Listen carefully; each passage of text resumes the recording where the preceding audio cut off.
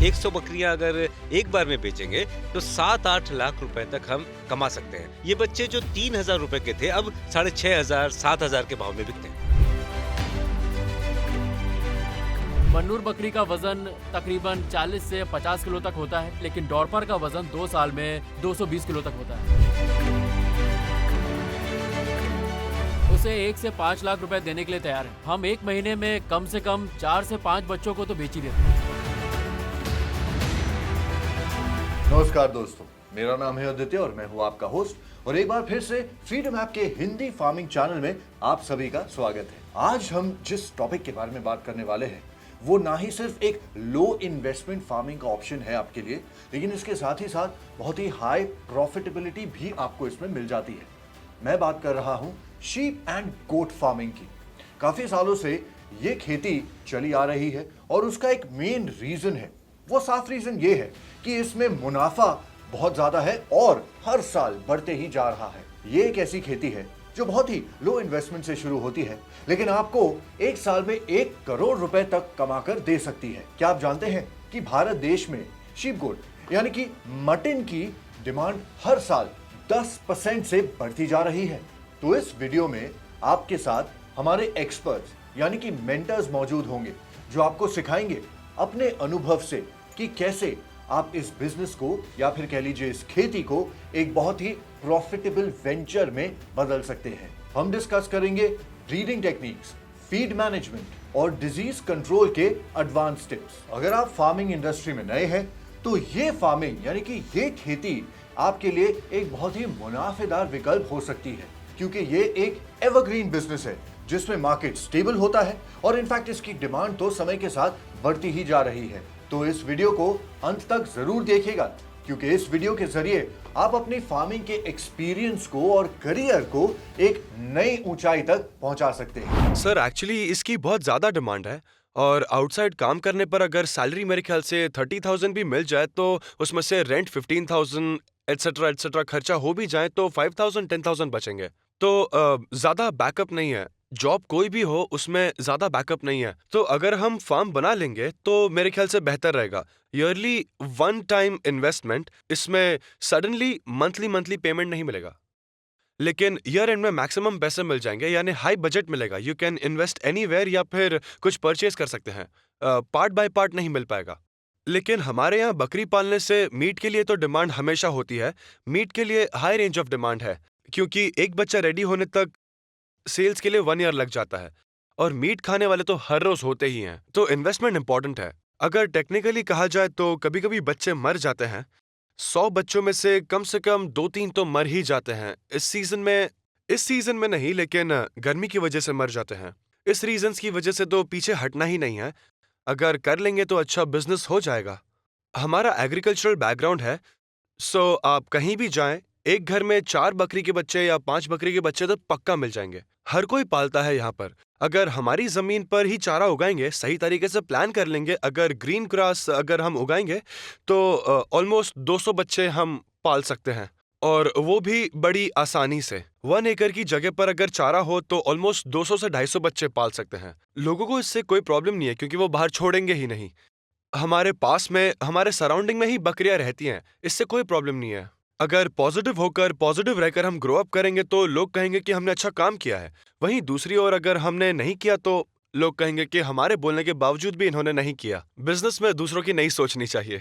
हम जो पैसे इन्वेस्ट करते हैं वो आंखों के सामने ही होता है और 1 साल में डबल हो जाता है। किसी भी दूसरे बिजनेस में इतना प्रॉफिट नहीं है, लेकिन अगर हम इस बिजनेस की देखभाल सही तरीके से करें और इस पर अच्छे से ध्यान दें तो मेरे हिसाब से हमें फ़ायदा ही होगा। इसमें बहुत सारे प्रॉब्लम्स हुए हैं। जब हम ब्रीडिंग करते थे तो ब्रीडिंग में बच्चे मर जाते थे, उनको हम बचा नहीं पाते थे। प्रॉब्लम्स तो बहुत सारे हुए और लॉस भी बहुत सारा हुआ। शुरुआत में बहुत लॉस हुआ, पर अब सक्सेस मिल रहा है। दूसरे के यहाँ काम करने से बेहतर है कि आप खुद से करें, खुद के पैरों पर खड़े हो जाए, खुद से पैसे इन्वेस्ट करें और अपने बलबूते पर कर ले इसे। और ये सोचकर ही मैंने भेड़ बकरियों को पाला। ऐसा कुछ नहीं कि किसी ने मुझे ये सब करने से रोका नहीं, पर जब मैंने समझाया कि मैं खुद से कुछ करना चाहता हूँ तो मुझे घर वालों ने एनकरेज किया। और स्टार्टिंग में लोगों को काम पर रखा था, बेलगाम से 2 फैमिली आई हुई थी। मुझे काम वालों की ज़रूरत थी ताकि बकरियों को ग्रेजिंग करवा सके। लेकिन बाद में लगने लगा कि बहुत लॉस हो रहा है। बकरियों की चोरी होना, उनका गुम हो जाना, बाहर जब ग्रेजिंग के लिए भेजते थे तब 500 बकरियों में से 1-2 बकरियां गुम हो जाती थी, वो भी 1 हफ्ते में। ये सब कुछ देखते हुए हमने काम वालों पर डिपेंड रहना बंद कर दिया और खुद से करना ही ठीक समझा। और बकरियों को बेचकर हमने सिर्फ बकरों को पालने की शुरुआत की। किसी काम वाले को नहीं रखा और मैं और मेरा भाई हम दोनों मिलकर कर रहे हैं। ये वीडियो तो आपको बहुत सारी जानकारी देगा ही, लेकिन अगर आप इससे भी ज्यादा डिटेल में जानकारी चाहते हैं तो फ्रीडम ऐप को डाउनलोड जरूर करें, जहां मिनिमल कॉस्ट में आपको 500 से ज्यादा कोर्सेज का एक्सेस मिल जाता है, जिसमें शीप एंड गोट फार्मिंग का कोर्स भी है, जहां डिटेल में यानी कि विस्तार में चैप्टर्स के द्वारा आपको शुरुआत से लेकर के अंत तक मेंटर्स की जबानी उनके अनुभव के साथ ये सारी एक्सपर्टीज दी जाएगी, उनका एक्सपीरियंस आपके साथ शेयर किया जाएगा, जो आगे चल के आपकी बहुत मदद करेगा। वैसे तो इसमें कोई प्रॉब्लम है ही नहीं, पोल्ट्री फार्म की तरह स्मेल आए या कोई और प्रॉब्लम नहीं है, इससे कोई बीमारी भी नहीं होती है, कोई मुश्किल नहीं है इसमें।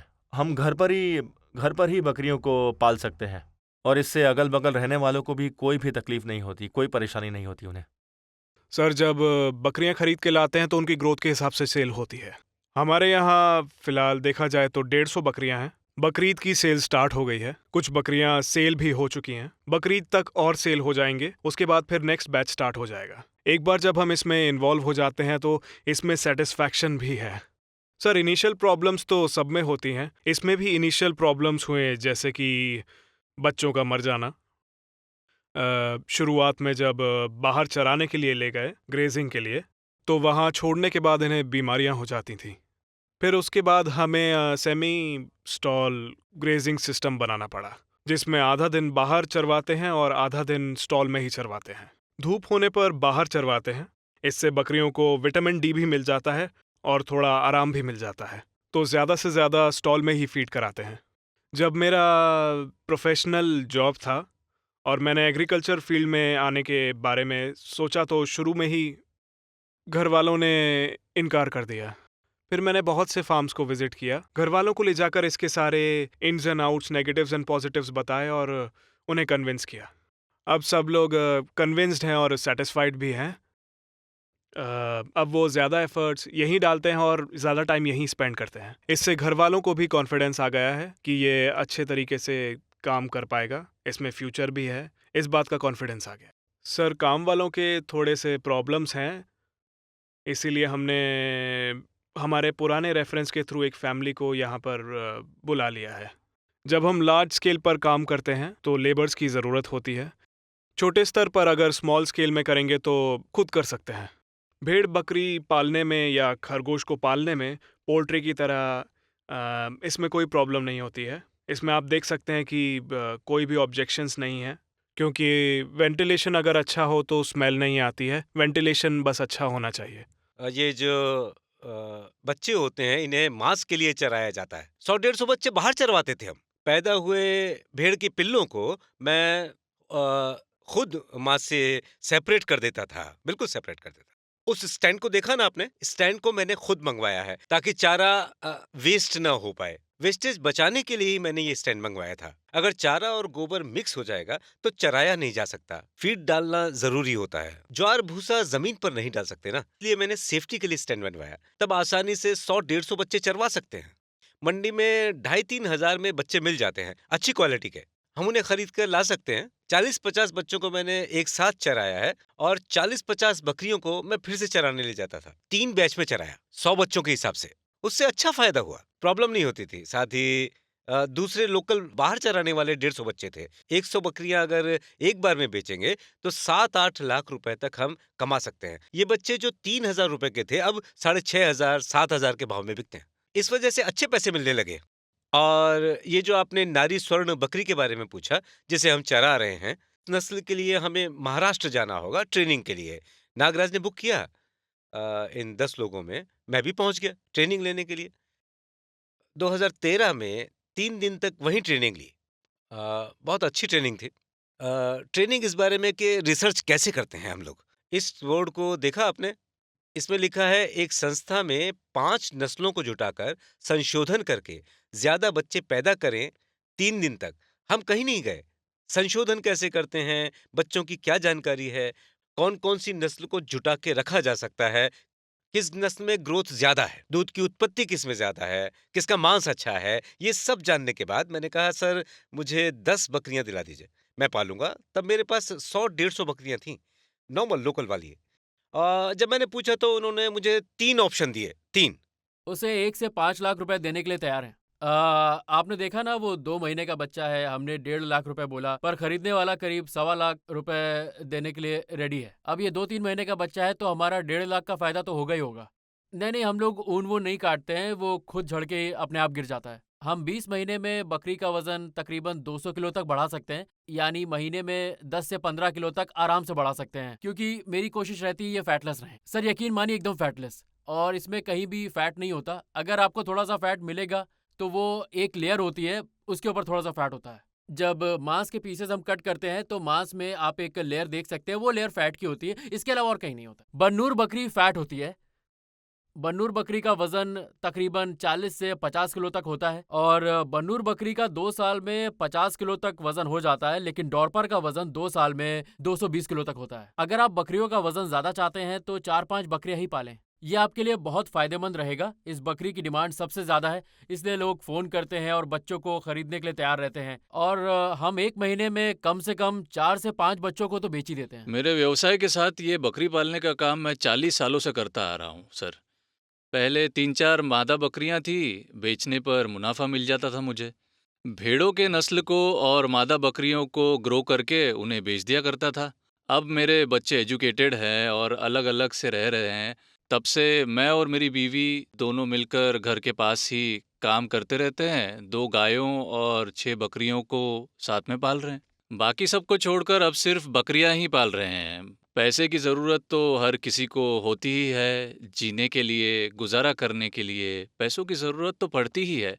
पैसों के लिए हमने इसकी शुरुआत की और बकरियों को पालना शुरू कर दिया। जब मैंने शुरुआत की थी तो एक मादा बकरी ली थी, और इससे और ज़्यादा बेहतर कर सकेंगे ये सोचकर हमने तय किया था कि घर के पास ही शुरू कर लेंगे। 5-6 बकरियों को खरीद के ले आए, स्टेप बनाया, सोचा इससे टाइम सेव कर सकते हैं। आज बकरियां जो गोबर देती हैं उनको 2-3 दिन के बाद भी निकाल सकते हैं। उन्हें चारा डालते हैं, पानी डालते हैं और बकरियां आराम से रहती हैं। शेड बनाने के बाद टाइम भी सेव हो रहा है और अच्छा अनुभव भी मिल रहा है। तो अगर ये वीडियो आपको पसंद आया है तो इसे लाइक और शेयर भी जरूर कीजिएगा, क्योंकि हो सकता है आपकी तरह और भी लोग हैं जिनको इस एक्सपर्टीज के बारे में जानकारी नहीं है, और इस वीडियो के जरिए उनको वो नेसेसरी इंफॉर्मेशन मिल जाएगी। और अगर लाइक और शेयर कर ही रहे हैं तो फिर भी मन में कोई सवाल अगर बाकी रह गया है इस वीडियो को लेकर के, या फिर इस टॉपिक या खेती को लेके, तो हमें कमेंट सेक्शन में जरूर पूछिए। हम पूरी कोशिश करेंगे कि जल्द से जल्द आपके सारे सवालों का हम जवाब दें। एक बार फिर से हमेशा की तरह अगले वीडियो तक इस वीडियो को देखने के लिए बहुत बहुत धन्यवाद।